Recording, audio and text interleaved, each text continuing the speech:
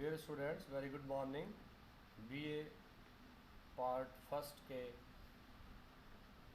कल वाले टॉपिक को ही हम आज फिर से पढ़ेंगे। कल हमने बात करी थी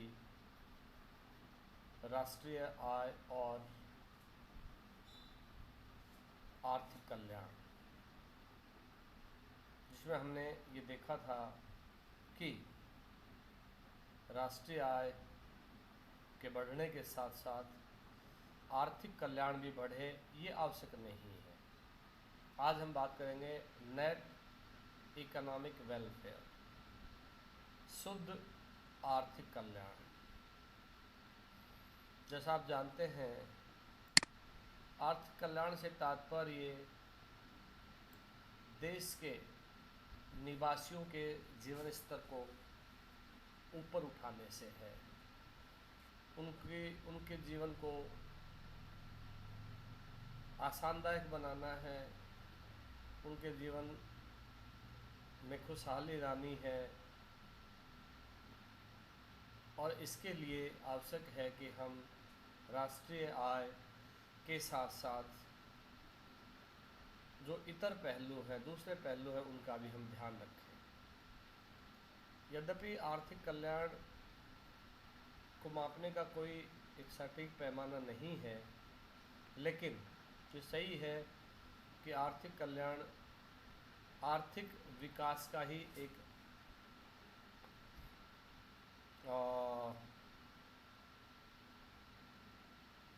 समृद्ध रूप है या उसका विस्तारित रूप है। आर्थिक विकास का मापन करना एक जटिल प्रक्रिया है, ये सही है। और विभिन्न अर्थशास्त्रियों ने आर्थिक विकास को मापने के अलग अलग पैमाने दिए हैं, जिसको हम हैप्पीनेस इंडेक्स के रूप में भी पढ़ते हैं। आर्थिक विकास के साथ साथ राष्ट्रीय आय, शुद्ध राष्ट्रीय उत्पादन और प्रति व्यक्ति आय, इनमें भी वृद्धि हो, उसी से आर्थिक कल्याण को सुनिश्चित किया जा सकता है। यद्यपि पिछले कुछ वर्षों से इस पर बहुत काम हुआ है और अब हैप्पीनेस इंडेक्स के मार्फत विभिन्न देशों के बीच लोगों के जीवन स्तर की तुलना की जाती है, उनका जीवन स्तर, रहन सहन ज्ञात किया जाता है कि वो अपने जीवन में कितने खुशहाल हैं, कितने आर्थिक, सामाजिक, शैक्षणिक, स्वास्थ्य आदि की दृष्टि से समृद्ध है, स्वस्थ हैं। आर्थिक कल्याण की जो मापन की धारणा है, उसको प्रोफेसर पॉल ए सैमुअल्सन ने शुद्ध आर्थिक कल्याण कहा है। यानी जो राष्ट्रीय आय के मापने के जो विभिन्न सूचक हैं, उस आधार पर जो आर्थिक कल्याण होना चाहिए, इसे प्रोफेसर पॉल ए सैमुअल्सन ने आर्थिक विकास ना कह करके इसे शुद्ध आर्थिक कल्याण कहा है। यानी यह आर्थिक विकास के अलावा कुछ अन्य पहलुओं पर भी विचार करता है, जिसे प्रोफेसर पॉल ए सैमुअल्सन ने पहचाना और इसे शुद्ध आर्थिक कल्याण का नाम दिया। यहाँ एक डेफिनेशन है,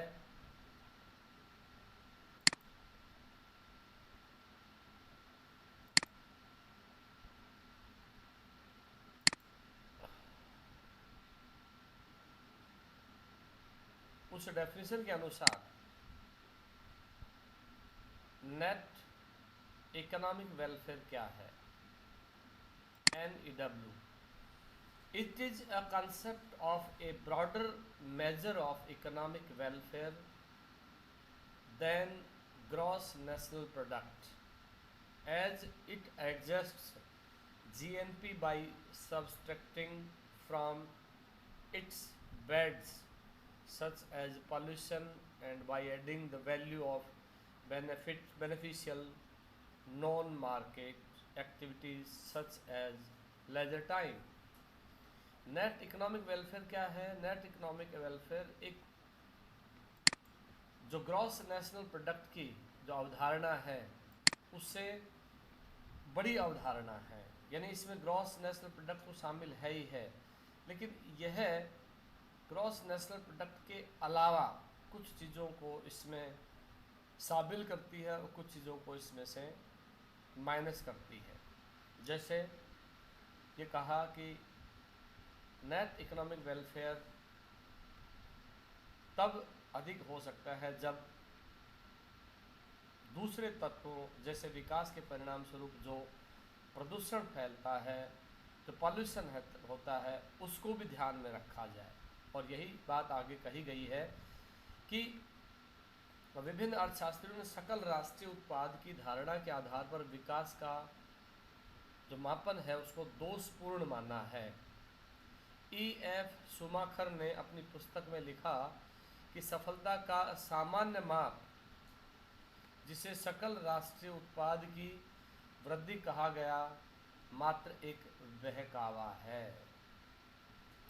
यह सकल राष्ट्रीय उत्पाद का बढ़ जाना सफलता या आर्थिक कल्याण नहीं है। अर्थशास्त्रियों द्वारा आर्थिक विकास के उन वैकल्पिक उपायों को निर्दिष्ट करने का प्रयास किया जो जीवन स्तर में होने वाले परिवर्तनों को सूचित कर सके। हाल ही के वर्षों में जीवन के गुणात्मक पक्षों के मात्रात्मक निरूपण की दिशा में भी प्रयास किए जा रहे हैं। दैट्स वेरी इंपॉर्टेंट थिंग कि अब व्यक्ति के मात्रात्मक जीवन स्तर या उसके रहन सहन में गुणात्मकता की अब बात की जाने लगी है। सिर्फ मात्रात्मक रूप से जीवन स्तर को नहीं उचित माना जाता, बल्कि उसमें गुणात्मकता भी हो, क्वालिटेटिव लाइफ हो। इस क्वालिटेटिव लाइफ से आर्थिक कल्याण को सुनिश्चित करना बहुत आसान है। सकल राष्ट्रीय उत्पाद के साथ साथ सामाजिक स्थितियों के अवलोकन को भी ध्यान में रखना आवश्यक है। सकल राष्ट्रीय उत्पादन बढ़े, लेकिन उसके साथ साथ अन्य कारकों का भी, जिससे लोगों की ज़िंदगी में खुशहाली आए, लोगों की ज़िंदगी में प्रसन्नता आए, वो अधिक अच्छा गुणात्मक जीवन जिए, यह भी प्रयास किया जाना चाहिए ताकि विकास नियोजन के सामाजिक लक्ष्यों को भी पूरा किया जा सके। इस दिशा में विलियम नॉर्थहॉस एवं जेम्स टॉबिन ने अपनी पुस्तक फर्स्ट ग्रोथ ऑब्सोलीट में सकल राष्ट्रीय उत्पादन में सुधार करते हुए आर्थिक कल्याण के माप को प्रस्तुत किया, और इसी माप को प्रोफेसर पॉल ए सैमुअल्सन ने शुद्ध आर्थिक कल्याण कहा। शुद्ध आर्थिक कल्याण को ज्ञात करने के लिए सकल राष्ट्रीय उत्पाद में कुछ निश्चित मदों जैसे आराम एवं घरेलू महिलाओं की सेवाओं को जोड़ते हैं, जोड़ना आवश्यक है। जैसा मैंने इसकी परिभाषा में बताया, what is net economic welfare? Net economic welfare is beyond the GNP. It is a broader concept than GNP.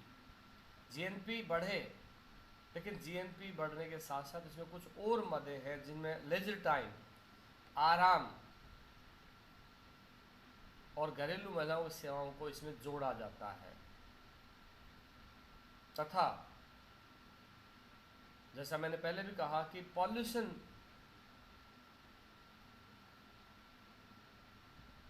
बढ़ते पॉल्यूशन की लागत जो कि आधुनिकीकरण और शहरीकरण के कारण बढ़ती है, ये मदें उस ब्रॉडर जीएनपी में से लेस कर दी जाती हैं, यानी कुछ चीज़ें जोड़ी जाती हैं, कुछ घटाई जाती हैं। बढ़ते हुए आराम के लिए समायोजन के प्रति प्रति व्यक्ति शुद्ध आर्थिक कल्याण के स्तर पर अनुकूल प्रभाव पड़ता है, जबकि शहरों में बढ़ता प्रदूषण शुद्ध आर्थिक कल्याण के स्तर को कम करता है। यानी आर्थिक कल्याण कब बढ़ता है? जब बढ़ते हुए आराम, यानी व्यक्ति और अधिक सुविधाओं से युक्त आराम परस्त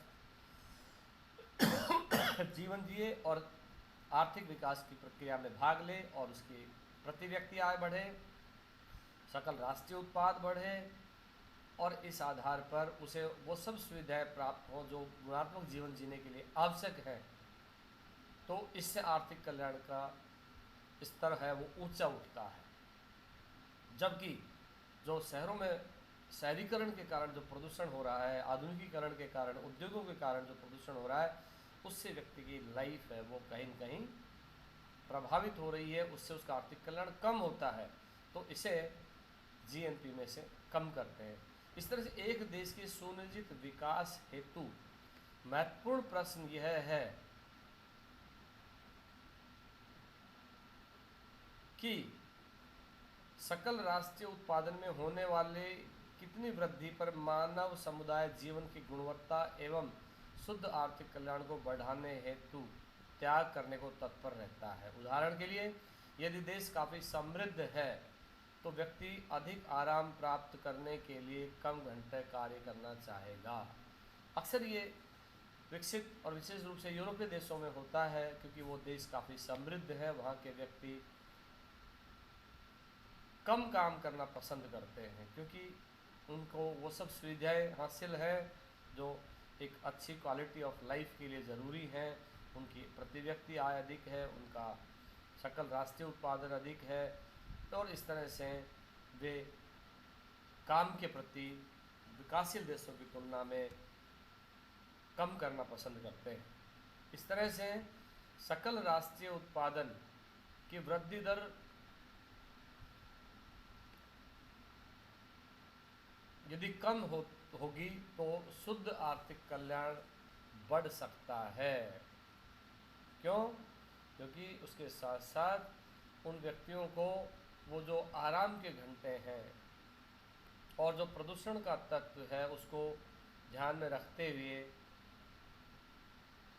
मापन का जो पैमाना तय किया जाता है उससे आर्थिक कल्याण बढ़ सकता है यदि जीएनपी में कमी हुई तो भी। अभिप्राय ये है कि व्यक्ति जीवन के गुणात्मक पक्ष का अनुभव करने के लिए वस्तुओं और सेवाओं की निश्चित मात्रा का त्याग करना चाहेंगे, क्योंकि व्यक्ति चाहता है कि उसके जीवन में गुणात्मक रूप से बदलाव आए, उसका गुणात्मक रूप से स्तर उच्च उठे, और इसके लिए वह कुछ वस्तुओं और सेवाओं का त्याग करने के लिए भी तत्पर हो जाता है। इस तरह से कहा जा सकता है कि विकास नियोजन हेतु न्यू इकोनॉमिक वेलफेयर या नेट इकोनॉमिक वेलफेयर की धारणा जीएनपी की तुलना में अधिक व्यापक है, अधिक सार्थक है और आर्थिक विकास का सटीक पैमाना है बजाय जीएनपी के, क्योंकि इसमें अन्य चीज़ें जो व्यक्ति के जीवन में खुशहाली लाती हैं, हैप्पीनेस लाती हैं, आर्थिक कल्याण को बढ़ाती हैं, वे भी इसमें शामिल हैं। और इस तरह से यह नेट इकोनॉमिक वेलफेयर एक ऐसी अवधारणा है जो आर्थिक विकास के मापन को तय करती है, साथ ही ये व्यक्ति के जीवन स्तर के वास्तविक स्वरूप या वास्तविक जीवन स्तर के स्तर को बताती है। वास्तविक जीवन का वास्तविक स्तर क्या है उसको बताती है। इसमें सिर्फ मौद्रिक पहलू शामिल नहीं है, बल्कि वो पहलू भी शामिल हैं, अमौद्रिक नॉन मॉनेटरी फैक्टर्स भी शामिल हैं जिनसे हैप्पीनेस बढ़ती है।